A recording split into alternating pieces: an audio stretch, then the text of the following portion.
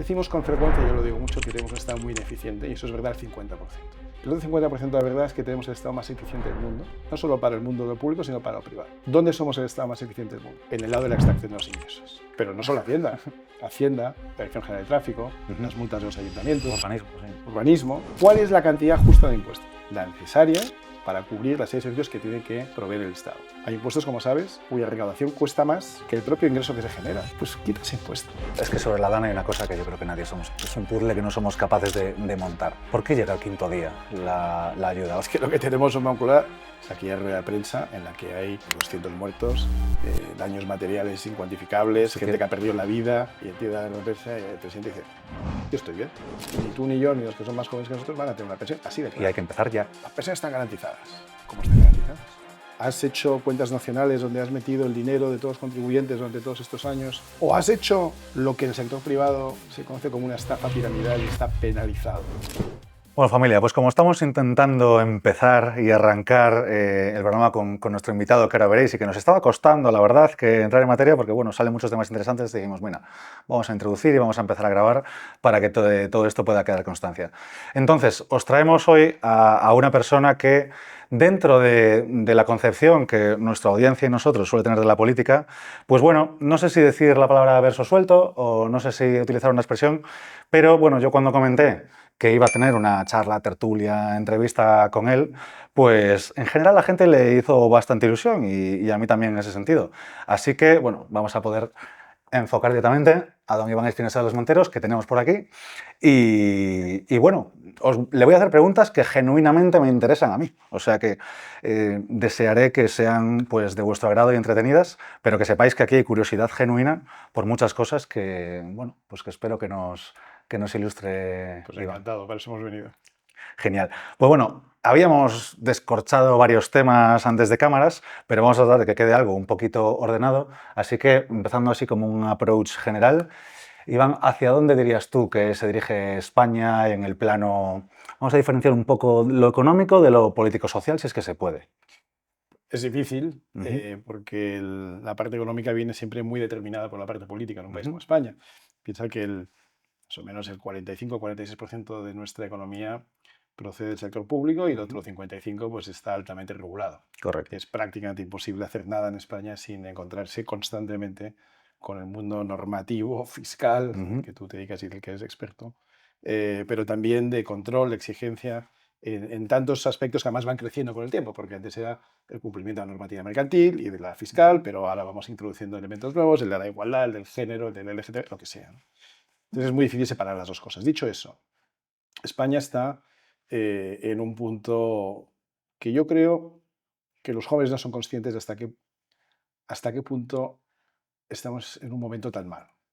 Lo digo porque llevamos 20 años de estancamiento en términos de Producto Interior Bruto reales per cápita. Es decir, del año 2004 hasta hoy estamos prácticamente iguales. España no ha mejorado su riqueza per cápita en términos reales descontando la inflación. Eso es una barbaridad. Eso es una cosa que no hemos conocido en España desde la Guerra Civil, porque es que desde la posguerra, aunque los crecimientos fueran escasos, pues se crecía cada año. Y luego todo al lado de nada, que era un poco como quedó la España de la Guerra Civil, pues me imagino que es mucho. Claro. Y luego una época de crecimiento espectacular, que es la del plan de estabilización hasta la crisis del petróleo, y luego vienen los 70, que son una época de incertidumbre política y también económica, pero que dan paso a unos 80 ya de crecimiento y unos 90 espectaculares. Y desde el 2004, como digo, pues ya llevamos una época muy mala en lo económico y nefasta en lo político. Es mucho peor en lo político, porque lo económico se ha hecho mucho daño, pero mucho de eso se puede recuperar. Por ejemplo, en lo fiscal, todo el daño que se ha hecho fiscalmente se puede recuperar. Bueno, no se puede compensar el año pasado, sí, pero es fácilmente reversible si hubiera voluntad política. No la ha habido. No la ha habido. Entraremos profundo en estos 20 años. Pero lo político es mucho más difícil. En lo político, en tanto que va generándose unas ideas erróneas que se van consolidando porque un lado, que es la izquierda, las propone. Cuando las oyes la primera vez son barbaridades, pero van introduciéndose. Sí, mueves la ventana de Overton y... Mueves la ventana de Overton, la derecha o la llamada derecha no contraviene ese movimiento y con lo cual se va consolidando. Entonces, España está en un momento en el que tiene un gran potencial por delante. Yo tengo enorme confianza en la capacidad de nuestros autónomos, de nuestros comerciantes, de nuestros pequeños y medianos empresarios, de nuestros trabajadores, de gente muy cualificada, de hacer cosas, de crecer, de innovar, de ofrecer productos y servicios diferentes y de alto valor añadido. Tengo también enorme convicción de que España tiene capacidad de atraer talento del exterior, sea personas que trabajan en remoto, nómadas digitales, como se dice, o gente que viene aquí a trabajar y a producir, a añadir valor también. Y tengo muy poquita confianza en la clase política, que creo que es, hoy por hoy, la mayor carga que arrastramos todos para salir adelante en ese crecimiento. Dicho eso, de acuerdo. Tenemos ahora por delante pues unos meses, o no sabemos si 2 años, no sabemos lo que durará esta legislatura, para preparar un gran cambio.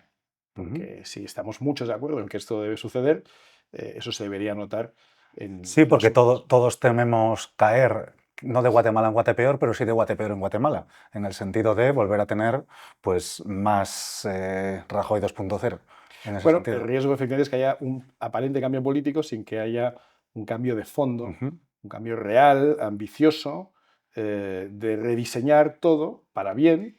Yo no digo romper el sistema, yo no creo mucho en romper el sistema, pero sí creo en reestructurarlo o reformarlo profundamente.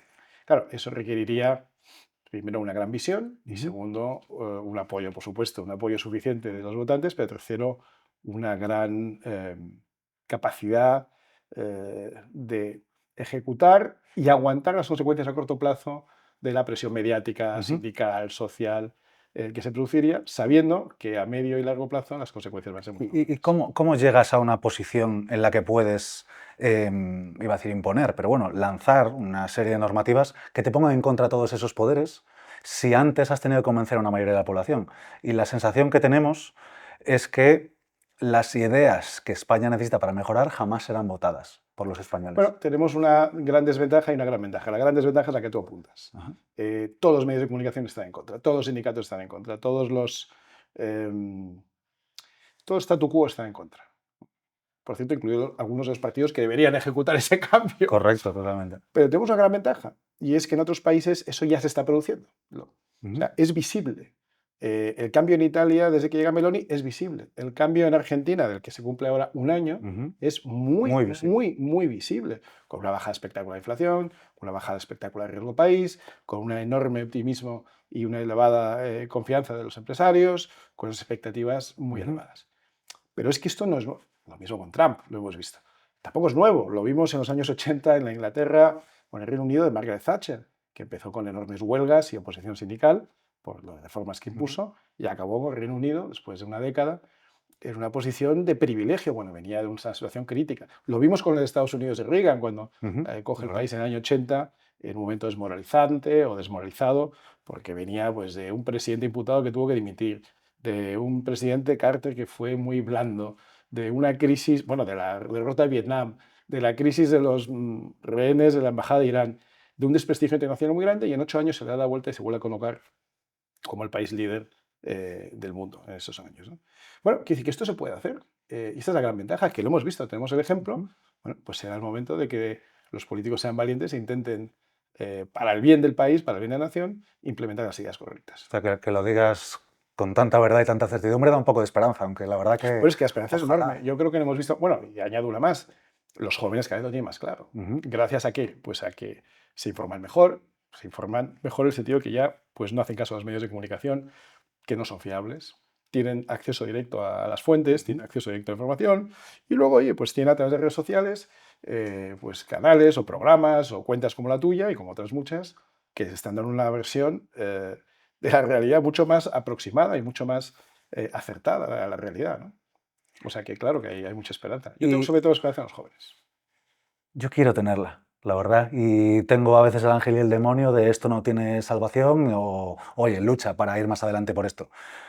Porque hay cuestiones que son casi diría, de ideología o, bueno, estamos en un punto tan, para mi punto de vista, tan lunático, que ya no es una cuestión de ideología, sino de sentido común, Claro, en muchos casos, pero luego se me abren otras incógnitas relacionadas con la aritmética, en el sentido de, oye, las pensiones, oye, ¿y los funcionarios, que no los podemos echar? ¿Esperamos a que se vayan jubilando y los reponemos menos?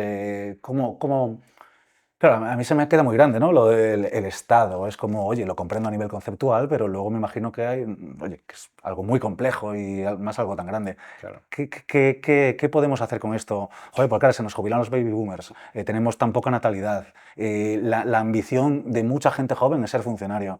O sea, ¿cómo hacemos con esta parte en la que la propia ley no te permite hacer un... Que no lo sé, a lo mejor me dices que sí que puedes hacer alguna modificación Bueno, claro, que permita hacer un departamento doble o una claro, motosierra. sí, la ley es derecho positivo, la ley se cambia si hay la mayoría suficiente, ¿no? Y de nuevo, o sea, tenemos una gran desventaja, que es la que tú has citado, Ujú. que es que arrastramos un modelo que es improductivo, que es contrario al crecimiento, que es contrario a la eficiencia administrativa, a medias, ¿eh? Ahora hablaremos y tú lo vas a entender mejor que nadie por qué. Pero es un modelo contrario a las mejores ideas. Ujú. Esto es una gran desventaja, es una gran dificultad. Pero tenemos una gran ventaja, que es que tenemos jóvenes que lo están entendiendo y que además vamos a tener el ejemplo, o ya estamos teniendo el ejemplo en otros países. Voy a citar el caso de Argentina o el DOGE que tú hablas, el Departamento de Eficiencia Gubernamental Ujú. de Estados Unidos que va a liderar Elon Elon Musk. Musk. Este es la mejor administración pública de la que he oído hablar en mi vida por una razón, porque nace en una fecha cierta, que será el 20 de enero, cuando tome posesión, pero tiene una fecha cierta para morir también, que es el 4 de julio del 2026. Es decir, ya se han puesto, claro, es que si no, no sería Ah, eficiente. vale, no sabía. Un Vale, vale. departamento de eficiencia gubernativa es mucho más eficiente si ya avisa de antemano que se va a autodisolver a los 16 o 18 meses. Más coherente es, Eso desde es luego. fantástico, ¿no? Eso no se había visto en la historia. Tú piensas que muchas de las medidas que se toman temporalmente acaban siendo para siempre. Por ejemplo, el concepto del impuesto sobre la renta se Sí, fue introduce temporal. en Estados Unidos para financiar la guerra de Cuba en el año 1898, como una cosa temporal para aquella guerra. No hay nada más permanente. No hay nada más permanente que un impuesto temporal, ¿no? Pasado 126 años y no solo se ha impuesto, sino que se ha extendido por el mundo. Entonces, como digo, tenemos una gran ventaja, que es que vamos a ver el ejemplo en otros países de lo que sucede cuando se aplica ese sistema de eficiencia Ujú. administrativa, que requiere una gran valentía y requiere también el concurso de grandes cabezas que sean capaces no de fijarse en tal normativa o en tal legislación o tal reglamento, sino tomar un paso para atrás con la visión macro y decir, pero ¿aquí de qué se trata? O sea, ¿un Estado para qué está? Y un Estado del siglo XXI, en un mundo tan cambiante, en un mundo en el que ha avanzado tanto la eficiencia, en el que ha avanzado tanto la tecnología, la Ujú. digitalización, en un mundo en el que estamos viendo cohetes que salen, dan órbitas al mundo, aterrizan en el mismo Punto milímetro. específico. ¿Qué tipo de gobierno queremos para que fomente ese tipo de actividad? Porque supongo que queremos fomentar eso, no queremos fomentar actividades de Depende a hace quién 100 años. supongo que dependerá mucho a quién se lo preguntes, porque claro. Bueno, asumiendo que esto es Ujú.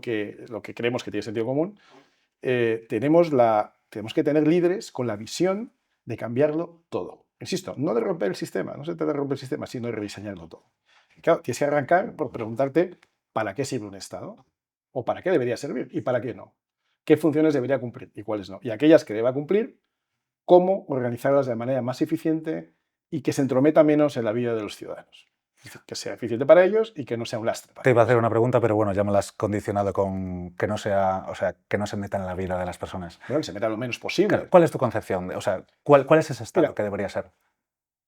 tenemos otra gran ventaja en España, que es, y esto engancha con lo que te iba a decir antes, que lo vas a entender muy bien. Decimos con frecuencia, yo lo digo mucho, que tenemos un Estado muy ineficiente, y eso es verdad al 50%.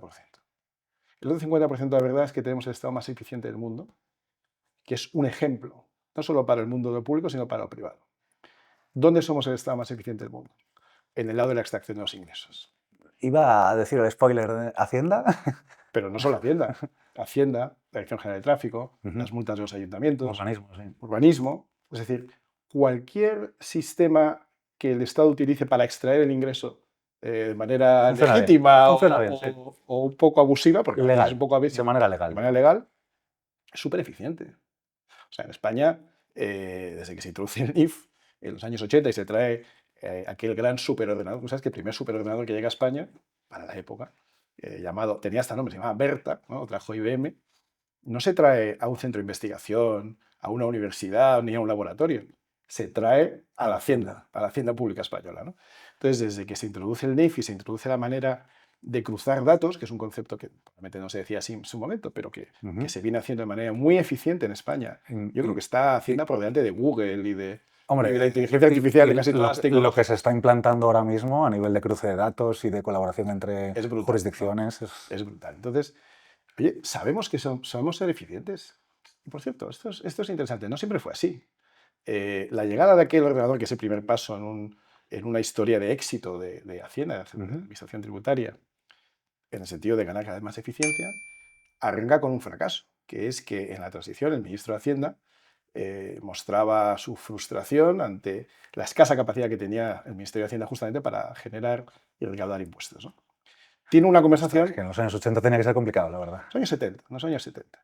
Y tiene una conversación con el entonces presidente de IBM. IBM, en los años 70, era como decir hoy Google, Amazon, Facebook y Apple juntos y Tesla. O sea, era lo máximo en el mundo de la tecnología y también en el mundo de la eficiencia organizativa. Era la empresa, considerada la empresa modelo en la que las demás se fijaban como estructura organizativa. Se estudiaban los MBA, se hacían casos sobre ello. Bien.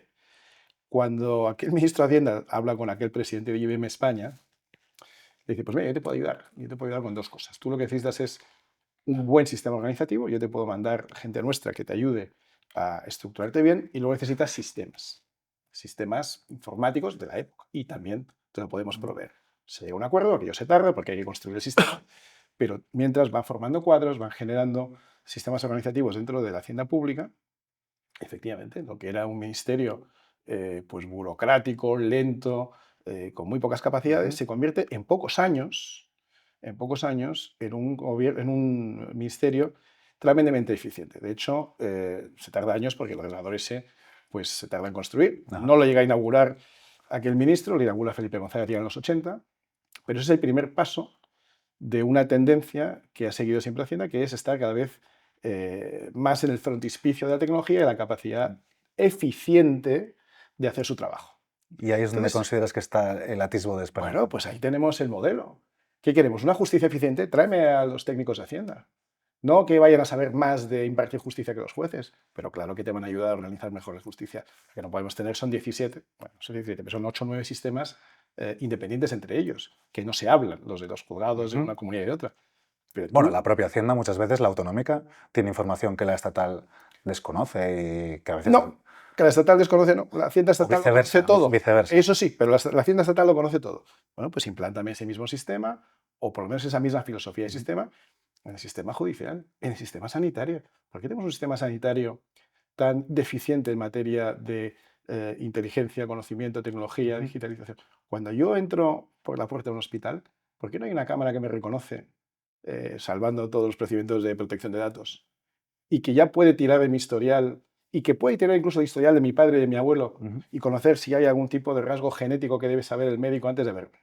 Porque esas cámaras existen en la Dirección General de Tráfico. Nosotros internamente utilizamos IA para cosas equivalentes y somos nadie al lado del Estado. Pero que vuelva al Estado. La Dirección General de Tráfico, otro gran ejemplo de eficiencia en la extracción del dinero de los españoles, es capaz con una cámara nocturna de medir la velocidad de un coche con 0 grados de diferencia o de error y saber si va a 120 o 121 para cascarte la multa. Si tiene seguros, si tiene la ITV, si tiene... Y te lee la matrícula y te identifica al conductor, al que el coche se ha alquilado, lo has alquilado en Galicia y estás en Andalucía. Te ve la cara, sí. Te identifica. No, pero te lee la matrícula, sabe quién eres.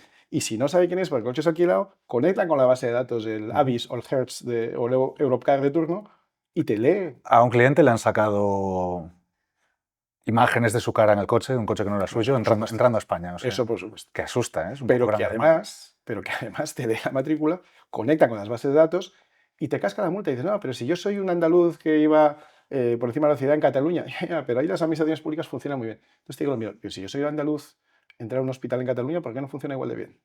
¿Qué hace falta? Te falta voluntad política. Nada más.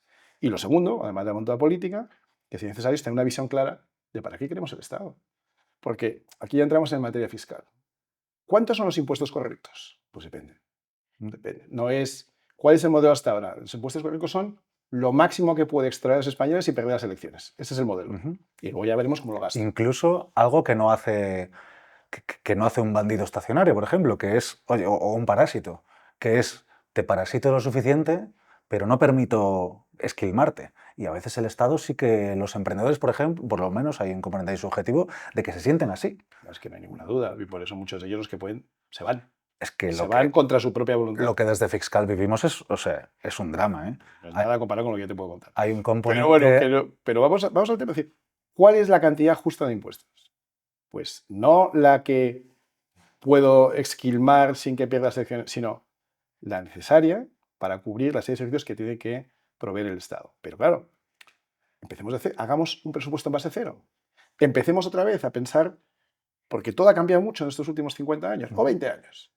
No tomemos el presupuesto del año pasado, le subamos la inflación y demos un poquito más para contentar a unos nacionalistas o a unos comunistas que tienen que traer el gobierno. ¿No? Vamos a rediseñar esto, vamos a pensar realmente cuánto dinero necesitamos para hacer las cosas que queremos hacer y qué cosas son y cómo de eficientes hacerlas. ¿No? Hay impuestos, como sabes, cuya recaudación cuesta más Sí. que el propio ingreso que se genera. Pues quita ese impuesto. O sea, tú no puedes entrar en actividades fiscales deficitarias. Es absurdo, porque estás yendo contra la propia naturaleza del impuesto. La naturaleza del impuesto no es castigar al individuo, Correcto. sino generar los ingresos suficientes para que el Estado pueda generar las actividades necesarias. Pero aquí lo tenemos diseñado al revés. Aquí lo tenemos al revés. Voy a por ti, porque si ganas dinero eres malo y por lo tanto te voy a castigar, es decir, el impuesto es un castigo, y además te voy a sacar todo lo que pueda sin que te marches o sin que te vayas o sin que dejes de votar este premio. Y te criticaré cuando te marches probablemente, te pondré un exit tax y te dejaré cautivo y demás. O sea, ¿vale? A nivel de visión general me queda claro, pero a nivel específico de qué medidas fiscales... Bueno, te voy a preguntar de todas maneras, pero por curiosidad genuina. ¿Cuáles crees que se van a dar y cuáles crees que serían las ideales? No creo que se vaya a dar ninguna de importancia porque no hay nadie que esté hablando de esto con suficiente convicción. ¿Y cuáles son las que se tienen que dar? Lo primero, que es un objetivo muy difícil, pero lo primero es rediseñar el tamaño del Estado para recortar todo aquello que sea improductivo, innecesario, redundante y que no genera ningún valor añadido al ciudadano. Si lo miras de verdad y lo miras con esos ojos, hay mucho por donde recortar. Y si hay mucho por donde recortar, te puedes permitir bajar impuestos. Lo que no es verdad, lo que oigo de vez en cuando, de que bajando impuestos se recauda más. No es verdad. Si es verdad, y eso es lo que demostró Laffer, no es lo que la gente cree, que si sube los impuestos hay un punto a partir del cual la recaudación cae o queda plana y luego empieza a caer. Pero si tú bajas los impuestos, claro que va a caer la recaudación. El tema es que a lo mejor no necesitas tanta recaudación si redefines lo que tiene que hacer el Estado. Y si es más eficiente en su uso. ¿Cómo es eso de que no se puede recortar en ningún ministerio? Oiga, todos los españoles han recortado en ganancias de productividad o de eficiencia en su empresa, en su familia, en su puesto de trabajo. Cuando yo empecé a trabajar, y hace 30 años, hace 30 años, trabajaba en una empresa muy eficiente y muy moderna para la época. Pero la cantidad de secretarias, de asistentes, de chicos de planta que subían y bajaban papeles, de gente que... se ha reducido. Ahora en esa misma empresa, que ahora se llama de otra manera, pues se trabaja de manera mucho más eficiente. No quiere decir que haya menos empleados, de hecho hay más, pero son distintos. Hay más gente de más valor añadido y menos gente cuyo sueldo y cuyo valor añadido es menor. Esa empresa que ha crecido es más eficiente y tiene una masa salarial en términos reales muy superior. No es que pague menos, paga más, pero otro tipo de gente y a más gente. Bueno, pues como esa empresa, casi todas las empresas de España y casi todas las familias que hemos aprendido a hacer más con menos, porque, como decíamos antes, llevamos 20 años en crecimiento económico en términos reales, ¿no? Pues a lo mejor es que el Estado se tiene que aplicar esa misma filosofía, porque se puede hacer mucho más con menos. Si cualquier empresario que nos pueda estar escuchando se ha peleado en el ayuntamiento, se ha peleado con Hacienda, se ha peleado con la Seguridad Social. ¿De dónde recortar? Creo que se nos ocurre a muchas personas y casi nadie sabe. A mí lo que me da miedo ahí básicamente es el rechazo de la población bueno, que se queda en la primera derivada quizás. Pero es ¿no? que para eso están los políticos, para dar la explicación convincente, para liderar el cambio, no para ir detrás de lo que los sindicatos y los medios de comunicación te están pidiendo, sino para tú, con una idea y una visión clara y convicción, con conocimiento y con convicción, son dos cosas que no abundan. Tienes que tener una idea clara de lo que quieres, tienes que tener la convicción de saber defenderla y de convencer a la gente. Y te digo, si lo ha hecho Milei, si lo ha hecho Trump, si lo ha hecho Meloni, ¿por qué no se puede hacer en España? Hay gente que dice, no, es que todavía tenemos que caer más bajo para que la gente ya esté desesperada. Yo soy de esos, lo confieso. Pues quizá tristemente sea eso, ¿no? Es verdad que además en los últimos años se ha cambiado mucho la naturaleza, no ya del votante, sino de la sociedad. Se ha creado una sociedad de gente dependiente. Tenemos más gente dependiente que aportante. De ahí que me sorprenda la esperanza. Bueno, es que como sé que tenemos la razón, como sé que tenemos la verdad, lo que creo es que hay que hacer un ejercicio no fácil de explicación, de convencer. Eso es un político, para eso están los políticos, para convencer, pero para liderar, no para continuar con lo que ya había. Para continuar lo que ya había, lo dejamos en manos de la inteligencia artificial y se ejecuta hasta el Claro, infinito. pasa que da la sensación de que la política se rige por una serie de dinámicas que el que llega limpio se ve expulsado o se harta o se corrompe. Yo no lo Bueno, establecería en quizás un términos de idealista. limpieza, corrupción, sino en términos de, insisto, conocimiento y convicción. Es decir, el problema es que poca gente llega habiendo tenido experiencia en el mundo real. No digo que no haya, digo que hay pocos. Hay pocos, hay pocos. Y de los que tienen esa experiencia, no todos tienen la capacidad o la convicción o la capacidad de explicar y de convencer. Pues son las dos cosas. Tienes que saberlo, pero saberlo en carne propia, no porque te han explicado. Y luego tienes que saber explicarlo porque tienes ese talento que además has desarrollado en tu vida política. Eso es la política. El arte de administrar lo público, pero también convenciendo y liderando, ojalá, a la gente por el camino correcto. Entonces tú dices, no, es que la gente está acostumbrada a lo malo. Y es verdad. Pero es que como lo otro es mucho mejor, como yo estoy seguro de que una persona que hoy es dependiente y vive razonablemente bien con una ayuda de 800 euros, sería mucho más feliz y viviría mucho mejor con un sueldo de 2.000 que se lo gane, correcto.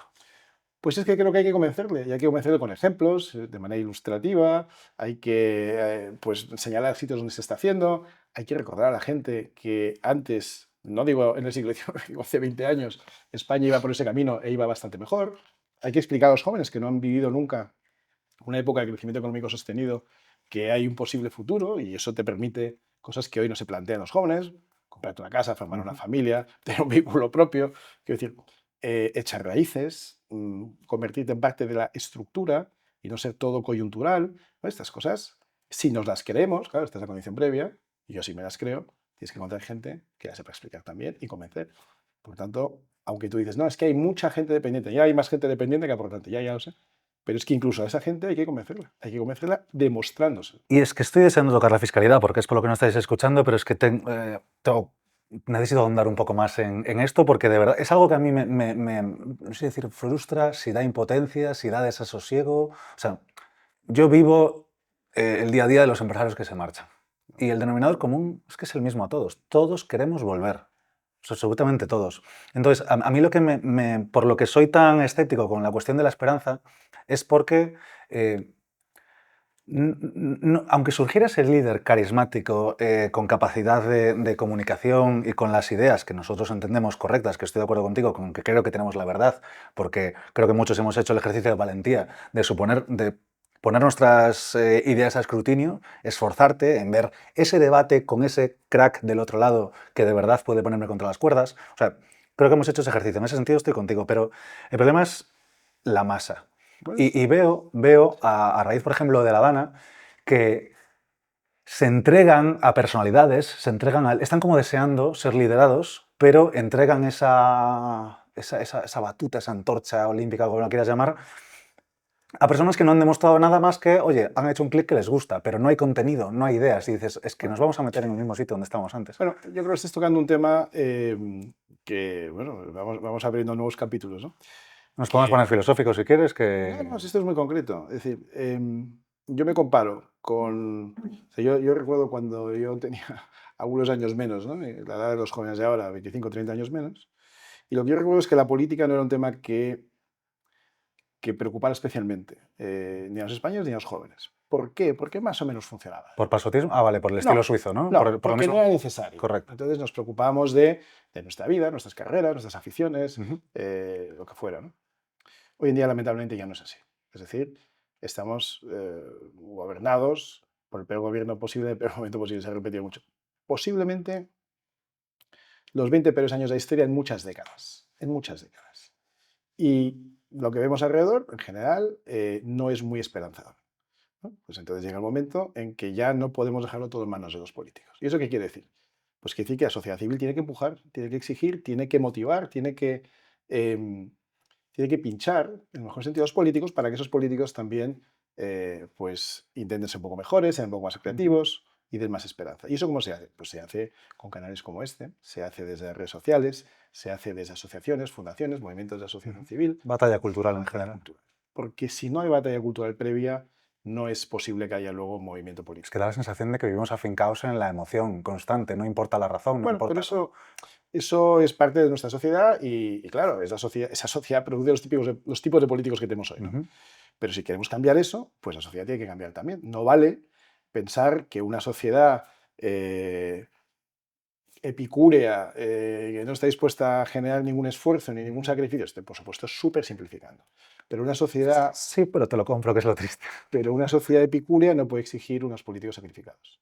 Ahora, una sociedad sacrificada sí puede exigir mucho más de sus políticos. Voy a quitar sacrificados. Vamos a decir una sociedad comprometida. Una sociedad comprometida puede exigir mucho más compromiso de sus políticos. Una sociedad en la que hay líderes de opinión, que no tiene por qué ser el director de un periódico, sino puede ser el director de una, o la voz visible o la cara visible de una cuenta de Instagram o de Twitter o de TikTok, sí puede ser mucho más exigente con los políticos.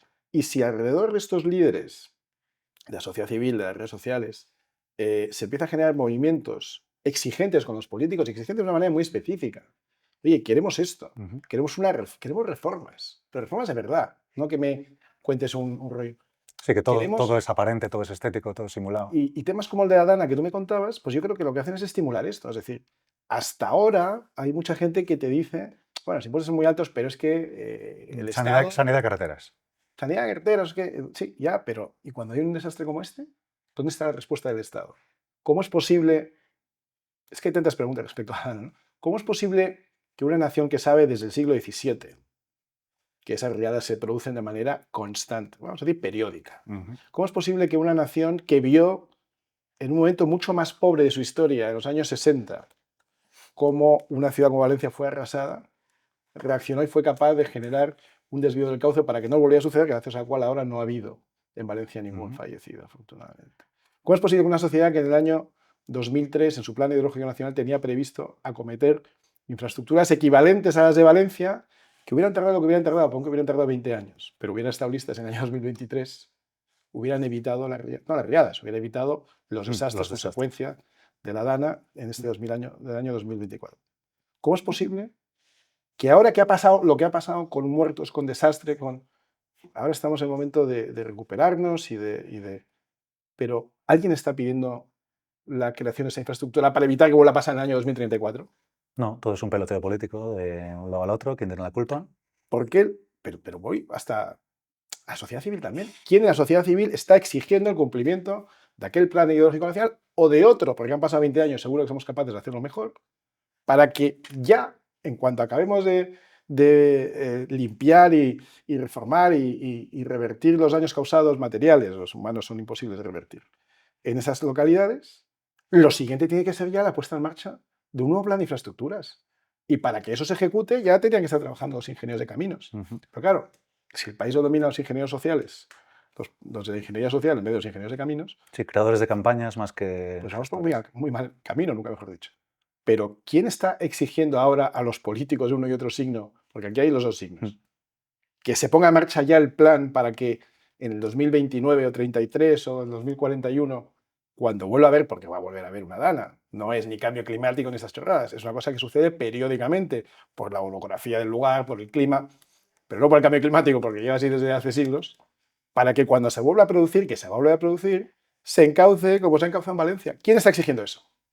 No, ahí mientras lo exponías estaba haciendo pues un acto de responsabilidad, de decir, pues nosotros no, efectivamente, nos hemos dejado llevar. Pues tenemos que ser, lamentablemente, ya no podemos dejar esto en manos de los políticos. Ya no podemos pensar que ellos se ocupan, porque no se ocupan. No tienen ninguna responsabilidad en la Dana, pero tienen mucha responsabilidad en la prevención, en la no prevención, en la no respuesta y en la no toma de decisiones prácticas para que cuando vuelva a suceder la Dana, que eso no se puede evitar, sí se eviten las consecuencias trágicas porque se han tomado las medidas oportunas para dentro de 10 o 15 años. Y es que sobre la Dana hay una cosa que yo creo que nadie somos, es un puzzle que no somos capaces de montar. ¿Por qué llega el quinto día la ayuda? O sea, nosotros entendemos las batallas entre partidos y entendemos este tipo de cosas, pero ¿hasta dónde? O sea, ¿qué nivel de falta de humanidad? No, es que lo que es muy difícil de integrar esto. Es que lo que tenemos en Moncloa, es decir, las cosas más, bueno, ya no me sorprende nada, ¿no? Pero más llamativas, es aquella rueda de prensa en la que hay 200 muertos, daños materiales incuantificables, gente que ha perdido la vida, y el tío da la rueda de prensa y el presidente dice, yo estoy bien. Claro. O sea, de verdad. El psicópata que está en la Moncloa, y ya lo decimos así, lo tenemos todos claro. Pero de verdad no hay un movimiento dentro de cada partido de decir, nenes, que está la gente muerta, que no podemos sacar cadáveres de debajo del lodo. O sea, Bueno, evidentemente no lo hay, porque ha habido un congreso federal del PSOE hace pocos y días. se llenan de celebración y de golpes al Ahora, pecho. también te digo, este señor caerá. Pero por nada, sino porque Dios te oiga, porque yo ya a estas alturas no ya me hay veo que una 100 cosa años dure, ¿no? eternizada. Caerá. Yo no tengo bola de cristal de decir si es una semana, un mes, un año. Hay muchos motivos para pensar que la bola que ha echado a rodar del tema de corrupción va a acabar, o será otro motivo, pero caerá. El día que caiga, vas a ser testigo, vamos a ser testigo todos, de que nadie era amigo suyo. Nadie le apoyaba, nadie sabía nada de él, nadie jamás estuvo. ¿Qué ha pasado con, cambiando mucho de escenario, pero con la analogía, no? Pablo Casado en el Partido Popular era presidente, hasta 30 segundos antes de emitir. Y cuando emite y sale del hemiciclo, nadie era amigo de Pablo Casado. Solo su mano derecha y con pinzas. Íñigo Rejón era, es que hay vídeos por ahí que son maravillosos, ¿no? De lo que dicen de él las chicas o las mujeres de Podemos. El hombre al que todos deseamos, no cuánto, tal. Carmena le da besos en la boca, tal. Íñigo Rejón cae, no lo entró a calificar. ¿Dónde están todos sus amigos, compañeros que decían que era el más listo? Carmena dijo que casi no lo conocía. Pues es lo que le va a pasar a Sánchez. Con Lobato ahora Bueno, también un poco. Lobato, efectivamente, lo mismo. Pero eso es lo que le va a pasar a Sánchez, pero más grave. Porque ha hecho mucho daño a todo el país, pero también a su partido. Su partido va a quedar muy tocado. No comparto quien dice que el PSOE va a desaparecer. El PSOE es un... España tiene dos partidos hegemónicos cada uno en un lado, para bien o para mal. Creo que para mal, porque no son capaces de renovarse ni de cambiar, porque no se van a unir nunca. Nunca. Pero el PSOE va a quedar muy tocado con esto. Y nadie va a apoyar la memoria de Sánchez cuando se vaya. Nadie se acordará de él. El que se preocupa, ¿cómo quedaré yo en la historia? Quedarás como un personaje nefasto para España y para tu partido también.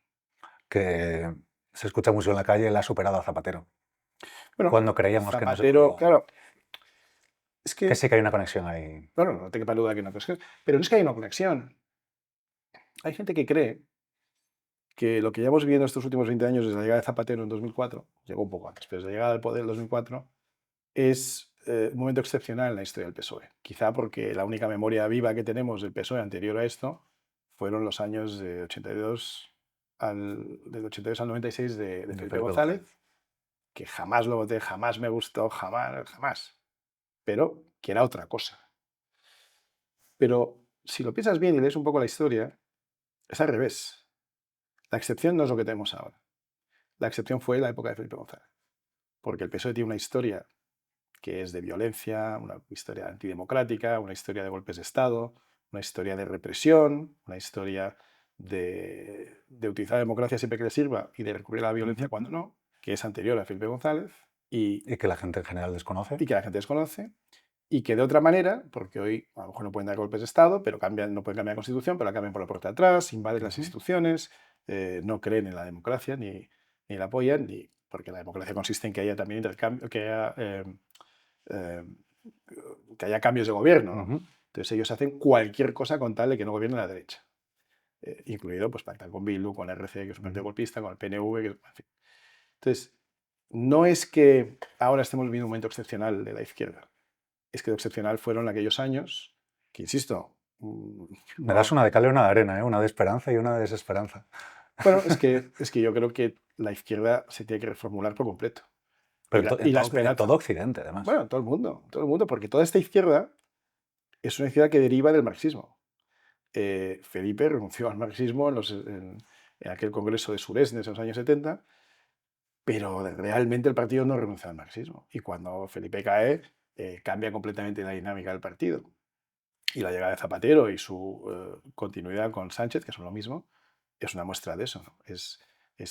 No creen en la socialdemocracia porque no creen en la democracia. Creen en el poder por el poder en sí mismo y en aplastar a la derecha y en matar a media España. ¿no? Matarla Sí, de manera figurada. En algún caso, incluso. Bueno, yo me refiero de manera metafórica. Y esa es la izquierda que tenemos en el mundo. Es que además el tema del marxismo tiene tantos caballos de Troya que asusta, porque dices, vale, hemos trascendido ya este feminismo hegemónico, tercera ola, tal, pero ahora el cambio climático. Y parece que si haces una crítica a las políticas del cambio climático ya eres un negacionista. Y ya es este juego... Pero es que esta es la victoria de la izquierda, es decir, volvemos a lo que decíamos antes, no hay cambio político sin cambio cultural previo. La victoria de la izquierda, desde su gran derrota con la caída del muro de Berlín, es que es capaz de reinventarse y volver desde cuando estaba noqueado en la lona, volver a levantarse, aun habiéndose visto empíricamente que era el modelo inferior. Es decir, cuando cae el muro de Berlín y vemos lo que hay al otro lado, cuando cae el muro de Berlín y vemos que todo el mundo corre al revés, cuando ya queda evidente que no hay duda, que es el fin de la historia, como dice Fukuyama, no hay duda, ya no hay dos modelos, solo hay uno que ha triunfado, que es el de la libertad, libertad democrática, en lo político, libertad capitalista, en lo económico, libertad en todos los ámbitos. La izquierda va, se reinventa, se redefine, levanta banderas que nunca fueron suyas, la conservación del medio ambiente, los derechos de las mujeres, el mundo de los homosexuales, o como lo quieras llamar, lo redefinen, lo reetiquetan y lo convierten en lo contrario. Cuando cae el muro de Berlín, se comprueba, entre otras cosas, que lo que había al otro lado era mucho más contaminante, que los bosques, los ríos, la polución era terrible, mucho más que el lado occidental. Pero los tíos son capaces, y hay que reconocer esta habilidad, de coger la bandera de la conservación del medio ambiente, rebautizarla, llamarlo ecologismo y volver a convertirlo en una herramienta de la izquierda, cuando nunca lo ha sido. Claro, llega la Dana y vemos las Te consecuencias. muestra la... Vemos las consecuencias. Es decir, el ecologismo impidió que se acometieran aquellas infraestructuras, el ecologismo ha impedido que se limpien los bosques, el ecologismo ha impedido que se limpien los cauces, porque eso es interferir con la naturaleza. Pues claro que queremos interferir en la naturaleza, para bien. Pues claro que tenemos presas y tenemos conductos para que el agua salga sin arrasar un pueblo. Pues claro que tenemos casas con techos para no mojarnos. Claro que interferimos en la naturaleza, para bien.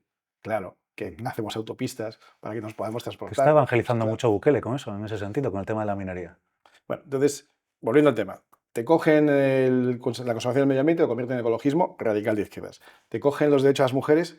¿Dónde estaban mejor las mujeres? ¿En el Reino Unido de Thatcher o en la Alemania de Erich Honecker? Pues yo creo que el Reino Unido de Las Thatcher. del ministerio. Y le dan la vuelta y lo convierten en el feminismo anticapitalista, anti no sé qué, anti-machismo. ¿Dónde estaban mejor los homosexuales? ¿Fusilados por el Che Guevara en el cuarto de la montaña? ¿O en San Francisco, donde podían vivir libremente, en San Francisco, o en Londres, o en tantas capitales si los occidentales? preguntas igual te dicen Palestina, pero... Bueno, las mujeres no están mejor, los gays no están en Palestina. Y son capaces de coger esa bandera y convertirla en una herramienta contra aquellos sitios donde estaban mejor. Y así con todo, ¿no? Bueno, esta es la batalla cultural que la derecha no ha querido dar. Y vuelvo a lo mismo.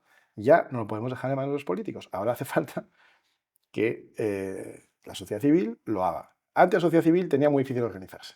Ahora la sociedad civil es una cuenta de Instagram. Las redes sí que cambiaron mucho el juego. Claro, es decir, hay muchas maneras de influir, hay muchas maneras de defender las ideas correctas, hay muchas maneras de hacer que los jóvenes, que yo creo que ya lo tienen claro, accedan a fuentes y decidan por su cuenta. Si quieren, se decidan voluntariamente si prefieren el mundo correcto o el incorrecto. Todavía hay gente que es de izquierdas, bueno, pues bien intencionada, pero muy equivocada, ¿no? Sí, sí, sí. Yo ahí, de hecho, creo que hay un componente más de la persona, es decir, que una transición, una apertura de ojos. No quiero decir despertar, porque parece que se asocia a woke y tiene otros componentes. Pero sí que veo, cuando conoces a alguien de derechas, o más que derechas, casi diría liberal, versus izquierdas, que hay un componente de responsabilidad. Claro. Y de, oye, ¿cuál es mi locus de control? ¿Qué puedo hacer? ¿De qué me puedo estar quejando de algo, pero actúo en lo que es mi área de tal? Y luego, sobre todo, lo que más me asusta a mí es que asusta, para dar el contexto, la simplicidad intelectual, esa especie de mediocridad de me quedo siempre en la primera derivada, nunca voy más allá.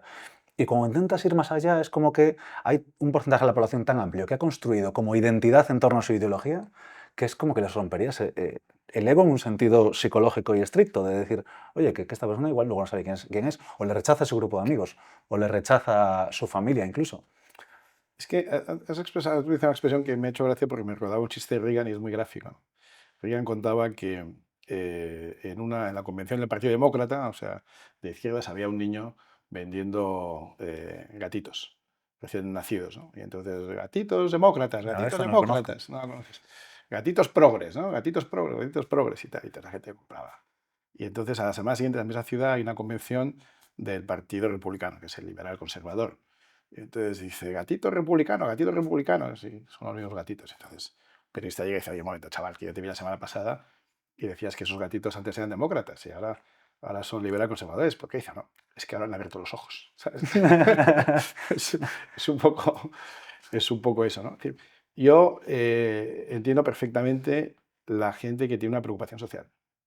Entiendo muy bien la idea de que no todo el mundo nace con la misma suerte o no todo el mundo tiene la misma suerte en la vida o muchas personas pues pasan por momentos muy difíciles y creo que una sociedad moderna y rica, a pesar de todo, España es una sociedad rica en comparación con las otras Ujú. 196 naciones del mundo, y una sociedad solidaria y una sociedad avanzada como la española tiene que tener, como es lógico, previsión social para ayudar a todos aquellos que lo necesitan. A los que lo necesitan. A los que lo necesitan. No a todos. Es decir, la función del Estado no es darte un trabajo. La función del Estado es crear las condiciones adecuadas para que tú tengas un buen trabajo. O bien porque lo creas tú, o bien porque el mercado laboral es suficientemente dinámico como para generar puestos de trabajo donde tú encuentres Ujú. con tu formación, que te puede ayudar a tener el Estado, Que es a lo que debería aspirar una persona, bueno, desde luego. claro, a la libertad individual basada en tu propia capacidad de generarte un futuro, ¿no? Y eso es lo que el Estado tiene que proteger. Eso es lo que el Estado tiene que fomentar. Eso es lo que el Estado tiene que estimular, ¿no? Y eso es lo que hace a la gente más feliz. La independencia. No la dependencia del Estado. No el yo te doy una paguita o yo genero desempleados o genero dependientes del Estado para que tú dependas siempre de mí. Entonces, sí, no trabajas, pero tienes ahí una paguita de 800 euros o una ayuda y acuérdate que esto depende de mí. Pues suena bien, es atractivo, pero si lo piensas bien de verdad, el hombre, la mujer, la persona se siente mucho más realizada cuando lo que tiene es fruto de su trabajo, de su esfuerzo. Pero no lo han descubierto todavía, yo creo. Bueno, pues estas son las cosas, tenemos que abrir los ojos a los gatitos. Insisto, los que puedan, los que tengan habilidad, los que tengan Ujú. capacidad. Si has nacido con una dificultad física que te impide trabajar, si has tenido un momento difícil en la vida y no No, puedes por salir adelante. supuesto. Eso Si no- es evidente, es producto del bueno, reduccionismo a veces de la pero, izquierda de claro, Rayo quiere que la gente se muera. Es un poco bueno, el meme de ese razonamiento. pues entonces tenemos que ser nosotros también más sensibles y más cuidadosos a la hora de expresar cómo decimos las cosas. Yo primero, ¿eh? Porque a veces puedo sonar demasiado simplista también. Estamos acusando a la izquierda de ser simplista y a veces nosotros, yo, también lo ponemos en exceso. Y no está de más nunca añadir este matiz. Ujú. Claro que un Estado como el español tiene que ocuparse de sus mayores, de sus enfermos, de aquellos niños que no tengan la protección suficiente, los que no tengan la protección suficiente en su entorno familiar, porque los niños sí son de los padres, contrariamente a lo que dice la Ujú. izquierda, que cree que son del Estado. Pero hay niños que no tienen padres responsables, o que no tienen padres, o que tienen dificultades, o lo que sea, ¿no? Y para eso sí está el Estado. Pero de manera subsidiaria, no protagonista, no principal, sino subsidiaria, que es un principio básico, el de subsidiariedad del Estado, que tenemos que entender porque partimos de la base de que confiamos más en el individuo y en la familia que en los burócratas para decirte lo que tienes que hacer en la vida. Desde luego, Y de ahí sale todo. De desde ahí luego. sale todo. Tenemos un trabajo duro por delante. Para ir finalizando, Iván, aterrizando un poquito en cosas concretas, que al final la gente que nos está viendo, tristemente, es gente que está deseando marcharse de España. Y una vez se marchan, están deseando volver, pero no a cualquier precio. Entonces, te lo voy a preguntar de dos maneras, una más personal mía y una más genérica, que es con la que voy a empezar. ¿Qué medidas fiscales concretas, no sé, tres, cinco, me gustaría saber tanto un poco tu opinión como lo que se valora en alta política que has podido ver? No sé si hay una Bueno, diferencia entre ambas. si es que no está todo O sea, inventado. la reducción del gasto, pero a nivel Hay que de... reducir el tamaño de Estado para poder reducir los impuestos. Pero yendo a impuestos concretos, o sea, No cabe duda que no puedes tener. ¿cuál crees que es la mejor palanca, digamos? Bueno, tienes Para que lo que. testemos nosotros, después en aras de ese Vamos a cambio. pensar un momento sobre cómo es la fiscalía en España, ¿no? Es decir, la fiscalía sobre la renta llega, según las comunidades en las que estás, al 47, 54, en Valencia. Cataluña o Valencia, más de la mitad de lo que ganas. Tienes por encima de eso un impuesto sobre el patrimonio que está Ujú. grabando lo que ya has ganado neto de lo que has grabado, lo que te ha grabado previamente. Tienes en muchas comunidades el impuesto de sucesiones y donaciones que graban lo que, habiendo generado un ingreso por IRPF, o un impuesto por IRPF, habiendo generado otro impuesto por el patrimonio, todavía has conseguido acumular y quieres pasar a tus hijos y todavía te lo vuelven a quitar. Y todo esto, por cierto, en tipos marginales muy superiores a las ganancias de capital. O sea, te estoy diciendo que te castigo por trabajar, Ujú. pero te premio por ganancia de capital. Te estoy diciendo que no trabajes. Bueno, premio. Bueno, en términos relativos. En términos relativos, sí. En términos relativos. Y busquemos la manera de reducir el IRPF, de suprimir el impuesto de patrimonio.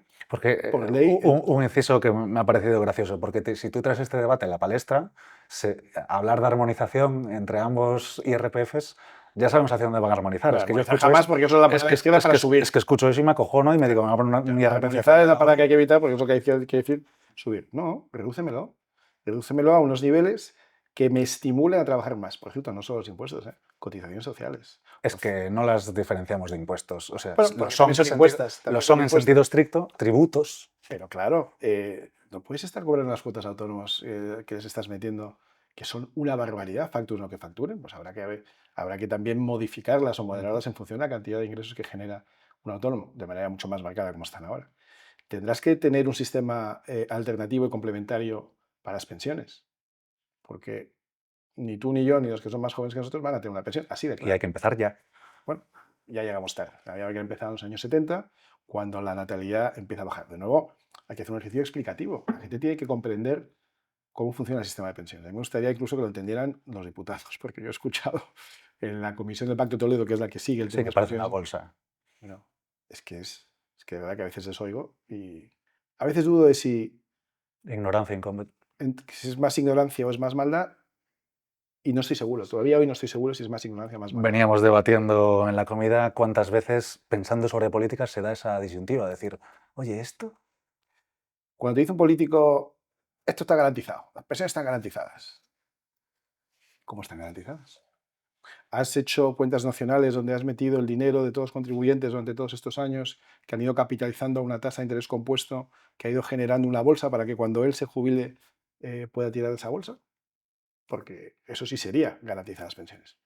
¿O has hecho lo que en el sector privado se conoce como una estafa piramidal y está penalizado con cárcel? Es decir, cojo el dinero del último que entra para pagarle el primero que sale. Que es que lo es de manual. Bueno, es que lo es de manual. Es que Bernie Madoff fue a la cárcel por crear una estafa piramidal y había un chiste en el New York Times que era cuando le están interrogando, dicen, confiesa, Bernie, ¿de dónde sacaste la idea de tu estafa piramidal? De la seguridad social, ¿no? Si es que es eso. Entonces, sí. la estafa funciona, o el sistema funciona, mientras tú tengas muy pocos cobrando y muchos contribuyendo. Y esto que acabo de hacer es el aspecto que tiene la pirámide poblacional de un país en crecimiento. Pero claro, nuestros mayores son estos, nuestros sesentones son estos, cincuentones, y a partir de 40, los que tienen 40 o menos, 30, 20, 15, 10, a lo mejor hay un pequeño pico. Claro, ¿qué pasa cuando estos pocos tengan que mantener a estos muchos? Matemáticamente no es posible. Si además vamos incorporando cada vez más personas que vienen de otros países que no cotizan lo suficiente como para siquiera generar su propia pensión y además traen a muchos otros que van a ser dependientes no cotizantes, pues estamos agravando el problema todavía más. No es verdad que los inmigrantes vengan a pagar pensiones, simplemente no es verdad. Es matemáticamente incorrecto. Lo tenemos claro en este foro. Bueno, pues tendremos que proponer soluciones, porque soluciones hay, ¿eh? Afortunadamente tenemos este problema de nuevo, pero tenemos una ventaja, que es que ahora tenemos mercados de capitales mucho más sofisticados, que tenemos ya un histórico para saber que las inversiones en ciertos valores, después de 100, 50, 25 o 10 años de experiencia, generan unos rendimientos. Podemos poner incentivos fiscales para que la gente, sobre todo los jóvenes, vayan preparando su nido de jubilación con enormes facilidades. Para que sea un poco creativo. Pero claro, vuelvo a lo mismo. Conocimiento y convicción, pero primero conocimiento. Si no es consciente de que el sistema de pensiones ya está quebrado y está tirando la caja general de los ingresos de Hacienda para financiar ese déficit, es decir, el déficit que tenemos en parte es también por las pensiones, si no sabes eso, si no sabes cómo funciona, si no sabes interpretar una pirámide poblacional o no sabes cómo afecta al sistema de pensiones, es imposible que me ofrezcas ninguna solución. Primero hay que diagnosticar el problema correctamente y ser transparentes con los españoles y explicarlo. Pero si es que además yo estoy convencido de que si a los españoles se les explica en términos razonablemente comprensibles, lo van a entender. Es que yo he visto, y hay en YouTube vídeos del ministro de Hacienda de los años 70, que era Fuentes Quintana, explicando los problemas que tenía España en los años 70, en blanco y negro, que tenía España un problema de déficit, que iba a tener que subir los impuestos para cubrir. ¿No? Pero si esto se explica de una manera razonable, no es tan difícil de entender, no es ciencia de cohetes, ¿no? Eso es precisamente lo que... No es tan difícil. Los políticos no lo hacen, pues lo tenéis que hacer o lo tenemos que hacer los que tengan un ápice de influencia en las redes sociales y sepan un poco el tema. Primero, diagnosticar bien, conocimiento. Y segundo, un poco de creatividad y mucha convicción a la hora de proponer soluciones. Y soluciones hay mil, ¿eh? Y además, en España hay gente muy competente en materia financiera o en materia de previsión social, pero muy competente. En España tenemos muy buenos actuarios, en España tenemos muy buenos estadísticos, en España tenemos muy buenos financieros, en bancos, cajas, compañías de seguros. eh, no es imposible, fácil no es, pero hay soluciones. Lo que hace falta es entender cuál es el problema y poner a la gente a trabajar sobre esa solución con convicción.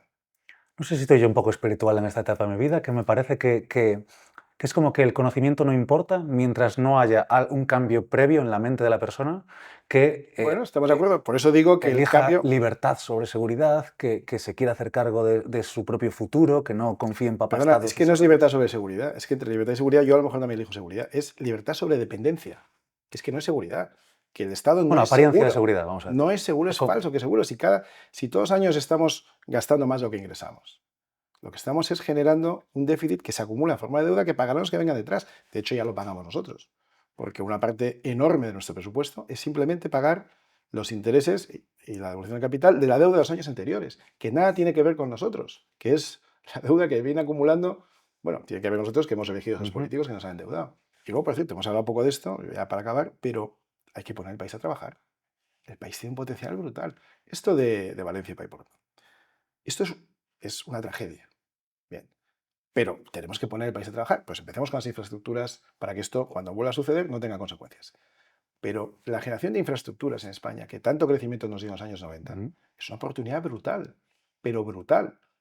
Entonces, empecemos a poner al país a trabajar en el sector público y en el privado. Las infraestructuras es un sector que genera empleo inmediatamente y genera vías de crecimiento para el futuro. Porque cuando tú haces una autopista que tenga sentido, donde conectas poblaciones que antes estaban muy distantes, pues generas comercio entre ellas y eso genera riqueza. Cuando tú generas líneas de tren a sitios donde hay tráfico y demanda, pues generas de nuevo un tráfico que puede generar valor añadido en ambos lados. Cuando tú generas puertos, infraestructuras, conexiones ferroviarias con los puertos, cuando tú generas infraestructuras de agua, ayudas al campo, que es una de nuestras grandes potenciales, a generar productivamente muchos ingresos para el sector privado y para el sector público, que genera empleo, que fija población, que incrementa la natalidad. Y te metes en un círculo virtuoso y no en el círculo vicioso que estamos ahora de el empresario es malo, le machaco, se me escapa, reduzco la actividad, mueren las empresas, cada vez hay menos trabajadores, cada vez hay menos trabajo, cada vez hay menos ingresos, más déficit, y eso es una espiral que te lleva al desastre. Pero pongamos en marcha con un poco de conocimiento y un poco de creatividad, perdona que machaque, pero es que No, sí, es sí, que, hay es que cosas se que son aplica a todo básicas y y que no son... es tan difícil. No es fácil, pero no es tan difícil. No es tan difícil poner a España a trabajar. No es tan difícil coger el plan de hidrógeno nacional del año 2003, darle una vuelta, revisarlo, actualizarlo y empezar a ejecutar para que haya agua en todas partes donde sea necesario. Mira, España es el único país de Europa que tiene el 50% de su territorio, según nos dicen los ecologistas, en desertificación o riesgo de desertificación. Bueno, pues hagamos que el agua llegue a todos esos sitios, que nos duplica o triplica la capacidad de producción agrícola que tenemos, que además es una producción eficiente y cada vez de más valor añadido, porque además hacemos productos cada vez más sofisticados y cada vez más demandados y cada vez mejor pagados. Ya no hacemos solo patatas de bajo valor añadido, sino que hacemos berries, ¿no? O sea, frambuesas, grosellas, ¿qué? O vegetales fuera de temporada, o en el Mar de Plata, en el Levante, hacemos frutas de alto valor, o hacemos lo que sea, ¿no? ¿No? ¿Pero qué necesitan? Necesitan agua, necesitan infraestructura y necesitan que eso suceda ya. Pues vamos a dar la infraestructura. ¿Y qué tenemos en los sitios donde no hay nada de eso? No hay agua. Pues llevemos el agua ahí también. Es decir, entremos en el círculo virtuoso de pensar qué puedo hacer yo como político, sea alcalde, sea consejero de una comunidad, o presidente de una comunidad, o ministro, presidente de un gobierno, o líder de la oposición. ¿Qué puedo hacer yo para facilitar la vida de los españoles, que son creativos, que son trabajadores, que tienen capacidad de generar muchos ingresos para sí mismos, para el Estado, que tienen capacidad de generar empleo, que va a fijar población, que va a hacer que volvamos a crecer? ¿Qué tengo que hacer yo para ellos? Esta es la mentalidad que hay que tener. Y con eso España se dispara como un cohete de Elon Musk. Es la misma pregunta que me hago yo y ojalá sea así, porque desde algo que, por cierto, no entiendo, tampoco pretendo que me lo expliques porque creo que sabría cuál es la respuesta, pero algo que está haciendo volver a personas, emprendedores a España, es la ley Beckham, que si bien existe desde hace muchos años, no entendemos muy bien por qué, pero Se da Sánchez un giro, ¿no? nos la ha flexibilizado Claro. una barbaridad y permite, pero no salió en ningún medio. Entonces esto es un poco particular, pero no quiero abrir el melón porque podemos No, eternizarnos. pero es un ejemplo bueno de cómo hasta el más torpe o el más malvado, Es capaz de... no sé si equivocándose, sin querer, sin ser consciente o a propósito, pero callándose para que no se sepa, ha hecho una cosa bien. Una en 7 años. No está mal. Pero una, que tiene efecto, que las cosas funcionan, que la legislación tiene efectos. La gente sigue estímulos, entonces el comportamiento humano. En Portugal ha sido Portugal, en flagrante esto. Irlanda, es clarísimo. Es decir, cuando tú pones las facilidades para que la gente trabaja. Cuando tú pones dificultades para que la gente trabaje, no trabaja. Cuando tú pones castigos en forma de impuestos, de inspecciones, de multas, pues la gente deja de trabajar, como es natural. Es decir, la psicología humana, como el animal en general, funciona con estímulos y castigos. Si todo lo que pones son castigos, pues consigues que el comportamiento sea el inadecuado. Si además de los castigos necesarios para casos graves pones muchos estímulos, pues increíblemente el país crece, genera más ingresos, puedes bajar la tasa impositiva, si reduces los gastos ya te metes en un momento superávit, te quitas la deuda poco a poco entre la inflación y lo que vas generando superávit a lo largo de 2 años, y en 20 años, no digo menos, pero en 20 años tienes un país que no te lo crees. Igual que en 20 años hemos destrozado un país que no nos creíamos en los años 90. Totalmente, totalmente. Cuéntame tus incentivos y te contaré el futuro. Pues nada, Iván, muchísimas gracias. Yo la verdad que cada vez que ibas abriendo un melón decía, ¿y la agricultura? ¿Y qué soberanía tiene España? ¿Cuánta influencia tiene Europa? O sea, se me abrían muchos melones, pero creo que va a ser casi... Pero la idea general es otro costal. Luego ya, por supuesto, que esto requiere pues, mucho detalle, mucho trabajo de campo, de gente que sabe, que España tiene muchos expertos. No es que uno sabe todo, yo no sé, pero claro que tenemos los mejores ingenieros agrónomos, claro que tenemos muy buenos ingenieros de caminos, claro que tenemos muy buenos ingenieros de teleco, claro que tenemos muy buenos, lo que hemos dicho, trabajadores, autónomos, comerciantes, empresarios, agricultores, pescadores. Joder, tenemos un país que es una maravilla. Pongámoslo en marcha y pongámoslo a trabajar. Clientes nacionales y extranjeros, todos se vendrían, que estamos en territorio confiscatorio, todos se vendrían a vivir a España si las condiciones fueran un poco más... Pues no es tan difícil. Un poco más agradables para el emprendedor. Iván, muchas gracias. Mil gracias por venir con nosotros. Gracias. Muchas gracias.